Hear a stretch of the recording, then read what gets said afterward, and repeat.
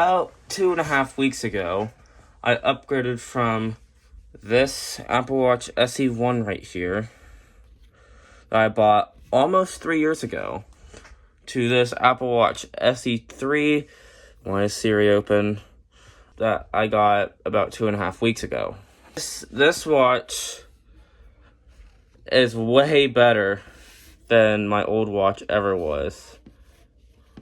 This is a 44mm Apple Watch SE1 GPS in midnight aluminum.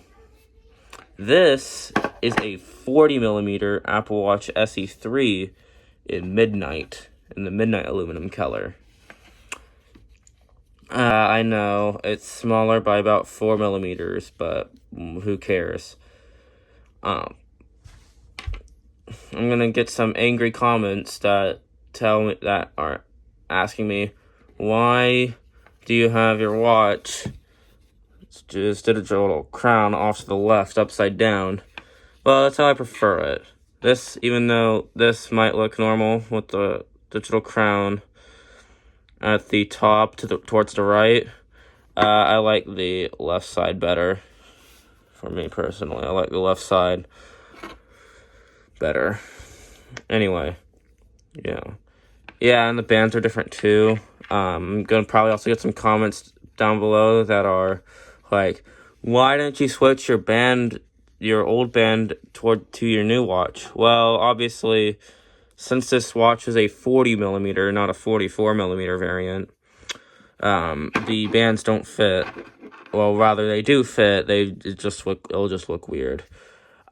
Because this band that I got, this is not an Apple official band, by the way. This is just a third-party band that I got. As you can tell, this band is flush with the housing, or almost flush with the housing, I guess. If it was put on this 40mm Apple Watch, then the band wouldn't be flush. It'll just like stick out a little bit. Even if it doesn't look weird to some people, it looks weird to me. It looks weird to me, so I didn't do that. Let's get on to another topic. The screen. The screens on both of these Apple Watches are very different. One does not contain always on, which is this Apple Watch right here, and this one does have always on. So I'm gonna demonstrate that by just tapping on it. You can tell that my wallpaper went a little dark. It became a little darker too. This uses an LTPO OLED display instead of just, and just a normal OLED display.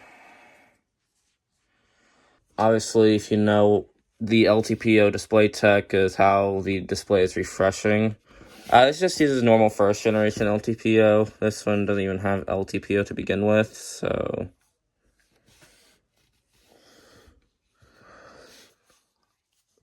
even though these both refresh at up to 60 hertz, this one is actually just locked at 60 hertz. This one isn't locked at 60 hertz. It can go down to like 1 hertz. Let's get on to the topic of the batteries. So if you saw one of my posts on Twitter, you may know that this Apple Watch SE1 had around 470 cycles back in October. This watch now has about 495. I'll have to show a analytic on screen. But this watch right here only has about 14 or so cycles on it. And obviously, it's brand spanking new. The battery health on this watch is very bad. Looking at it, I'm surprised at how bad it got, even though it's at 495 cycles. I have an iPhone that has like 490 cycles, but it has 91% health. Let's see, 77% maximum capacity.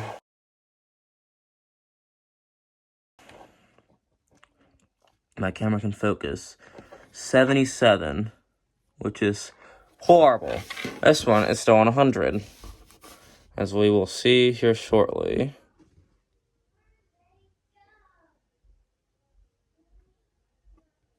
%100%. That should be expected because this is brand new. We should also mention the battery life. This one, when it was brand new, only managed to get up to about 20 or so. This one, I got 37 hours on one of my runs.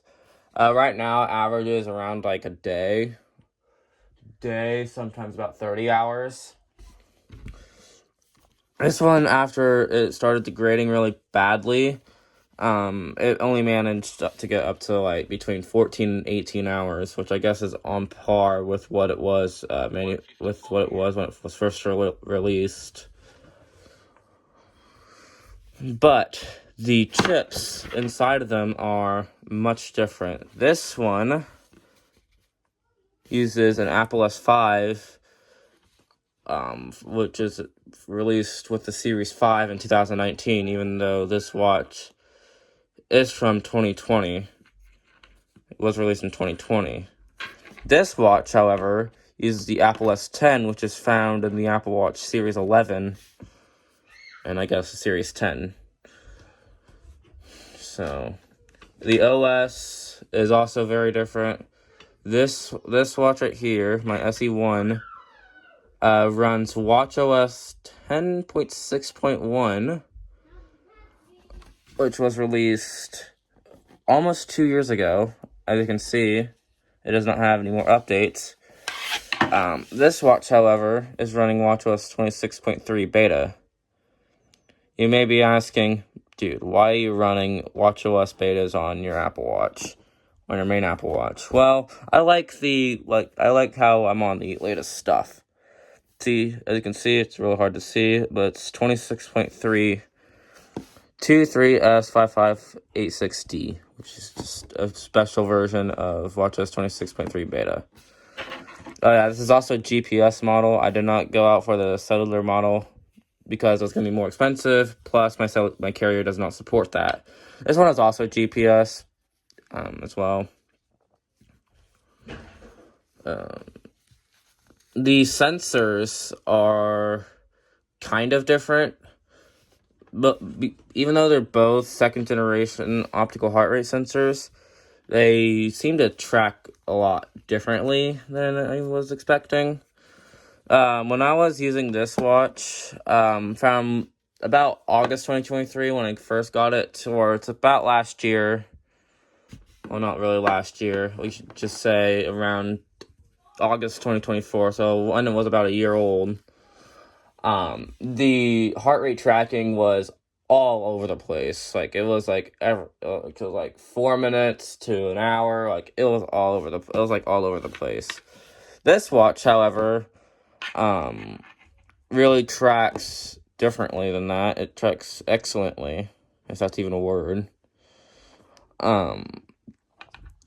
This one does the normal, 4 minutes, usually. Every 4 minutes. Sometimes it's down about every 3 minutes, but it's usually every 4. We should also talk about the features of this watch. As you may have seen from the introduction video / the Apple event, this now has double tap and the wrist flick feature, along with crash detection, which was, I guess, introduced with the SE2, with the Series 8, I guess. But it's still an important feature because this watch did not have that, as its accelerometer was not the greatest. It was only 64G. This one's 256G. This one only has fall detection. This has fall detection and crash detection. We should also talk about the temperature sensing on this one. This one has the temperature sensor on it, and it seems to do really a pretty subpar job. This watch never got the temperature sensor, obviously, because at the time it was kind of an expensive feature for Apple to implement at the time. But now, since the cost of that specific sensor has gone down, Apple can implement the temperature sensor into this Apple Watch right here.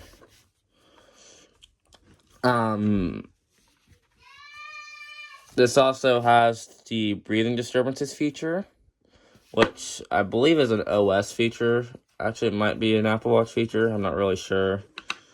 This one never got it, obviously, because it's running WatchOS 10, and it's before the Series 10 came. The Series 10 came out, which is when the breathing disturbances thing came out. Actually, I think it was with the Series 11. So, but it got brought to the Series 9 and 10.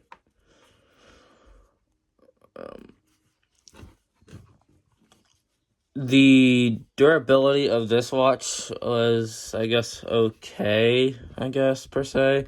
You could see that there's a big amount of dents right there. There are some dents over here. They're kind of hard to see. There's a dent right here on the speaker grill. It's kind of hard to see. Okay, there it is.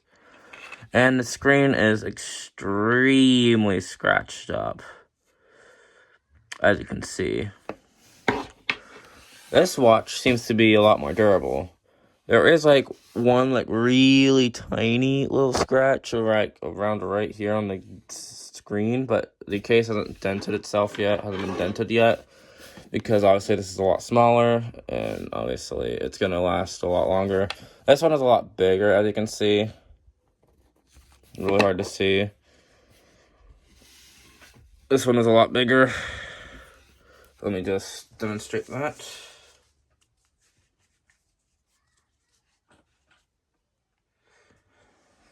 Double watch. Anyway, you can see this one is a lot bigger, despite it being dented so much. The casing on the back is much different too. So let me take off my old watch and compare my new watch and compare. You can see that the backs are much different. This back on my SE1 is a sapphire ceramic back. This one, however, is a nylon composite back, which is a lot different. And it was introduced, I believe, with the Series 8, I believe. Back in 2022. I'm not quite sure when it was introduced. I'm pretty sure it might have been the Series 8. It could have been the Series 7. But I don't know.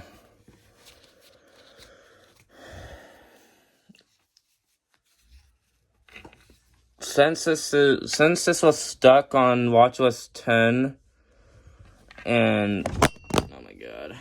Anyway, ignoring that, this watch was stuck on WatchOS 10, which is one of the reasons why I upgraded. This watch is gonna get software support probably all the way up to 2031. It depends on how the Series 6 does, because that's the oldest watch that supports WatchOS 26 and possibly WatchOS 27. But I don't really know. This one only lasted about, if we're talking from release to when it ended software support, this watch was released in 2020. It got from WatchOS 7 to WatchOS 8, 9, and then finally 10. So, yeah, that's one of the reasons why I upgraded. And the second reason was because the battery health. Because obviously, as I said before, this watch only has 77% of its health remaining. This watch, however, obviously, since it's the newest, and obviously I got it just a few weeks ago, this one is on 100%. So, yeah, that's basically it. Hopefully I will see you guys in the next video, depending on how I upload this year. But anyway, yeah, I'll see you guys later. Bye.